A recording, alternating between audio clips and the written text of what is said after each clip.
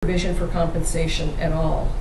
When you look at any paragraph in here, the paragraph number 2 gives you the agency relationships, paragraph 3 gives you the broker authorization and obligations, and paragraph 4 gives you a scope of duty. But there is no paragraph anywhere in here that gives you a right to compensation. All it gives you a right to do is to work. It also gives the buyer obligations in paragraph 5. Sorry, Lauren. You say it's revocable, but there's really no need to revoke it, right? Because it's not exclusive. If a buyer had signed one of these with somebody and then decided they didn't like them and came to you, now obviously you would be smart to get one of the other two. Yes. But they don't really, there's no real need for them to revoke this, right? Yes, there is. Wow. And I have had a buyer who revoked this and went to somebody else to be represented. But why do they need to? Because if they did not revoke this, then let's see, how do I put this? In my specific case, the listing agent was offering them a better deal if they did not work through me, if the buyer didn't work through me. And so the buyer brokerage agreement for no compensation was revoked in writing, and the buyer did buy through the listing agent. Okay? I understand what you're saying, though. What would be the Seems like they could have still done it. No, they couldn't. But what would happen? I would have been able to pursue an arbitration in order to get paid.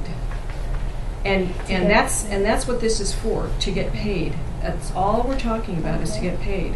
So if you show a property to there is within the realtor organization, you can arbitrate to get your commission if you believe that you did everything that you were supposed to do as procuring cause, is what it's called. Mm-hmm.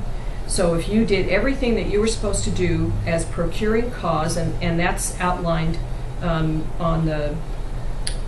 all of the websites, then you are expected to get that commission. So you have shown them that property. For that property? Well, there are many parts to procuring cause. It's not just showing them the property. Showing them the property is one of 4 points. If you did not introduce them to the property, and then there are other points where you have to meet that test in order to be considered the procuring cause, then you probably are not going to get that compensation. It was for a different property? If you have, okay, so let's say you have a buyer representation agreement with someone. So the right to represent is the buyer. You have the buyer's name, and the broker is South Bay Brokers, not you individually, but South Bay Brokers, beginning on a specific date and ending 1 year or on a specific date. Mm-hmm. So you've got your friend Sally, who says, "Oh, I really want to buy a house," and she's someone you've known from your gym class, and you say, "Okay, let's sign this buyer representation agreement." So you go through and you look at, let's see, you look at all of the paragraphs, and you go to paragraph 5. And paragraph 5 is the buyer obligations.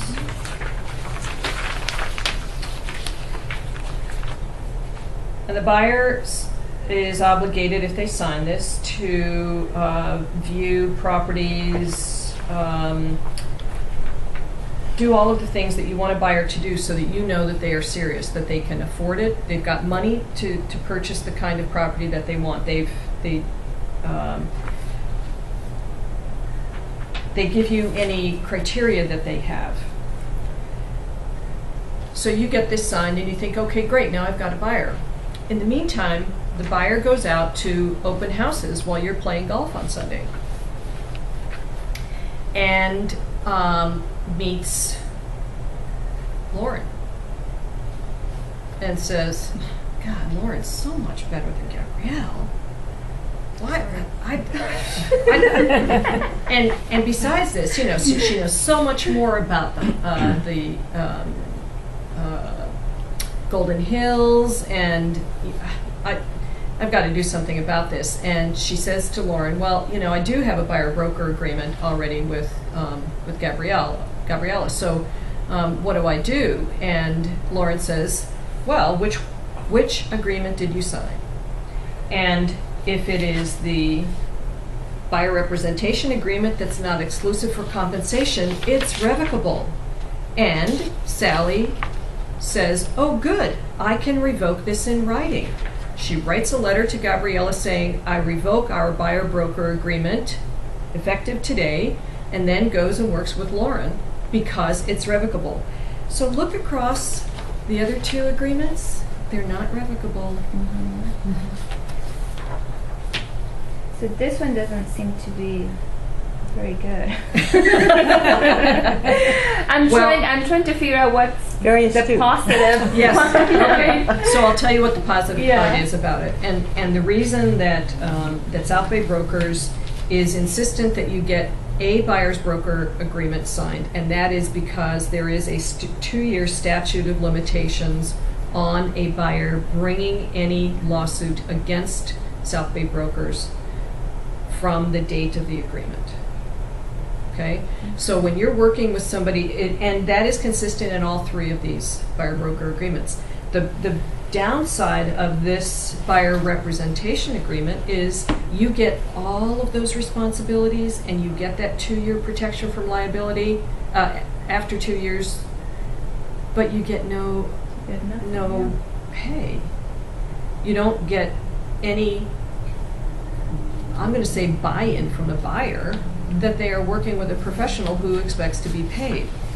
So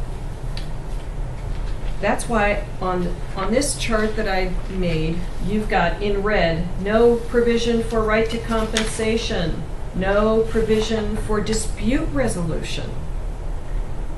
How do you resolve disputes between you and your principal? There is a provision for dispute resolution in the exclusive listing agreement, and there's a provision for dispute resolution in the exclusive buyer-broker agreement. So the buyer representation that's for no money also gives you no recourse or no direction on how to resolve disputes. So so it's revocable, and it gives you no right to compensation. So at that point you have to say, and thank you, Gabriella, what's the good part? Well, the good part is that South Bay Brokers gets indemnified from prosecution after 2 years, theoretically, according to the CAR attorneys. So at that point, you know, when you start comparing with the other 2 agreements, let's go to the non-exclusive, because that will be a lot more questions. The non-exclusive is where you have a buyer that you meet who says, I'm already looking for a house in Santa Monica, but I decided now to look for a house in Manhattan Beach. And I have a buyer-broker agreement with an agent in Santa Monica, but it's only for houses in Santa Monica. And at that point you can say, great, we are going to sign a non-exclusive buyer-broker agreement because you can limit the scope, the type of property, and the area, and know that you are exclusively representing for a small area or a specific type of house, and the buyer is also represented, Gesundheit, for another type of property or another type of area by another agent on a non-exclusive buyer-broker agreement. And that, I think that's where you can, when somebody says, well, yeah, I'm already working. Well, do you have something in writing? Well, no. All right, well, tell me what you're looking for. And in your case, when somebody comes into your open house and says, well, I just want to look at the property next door, bing.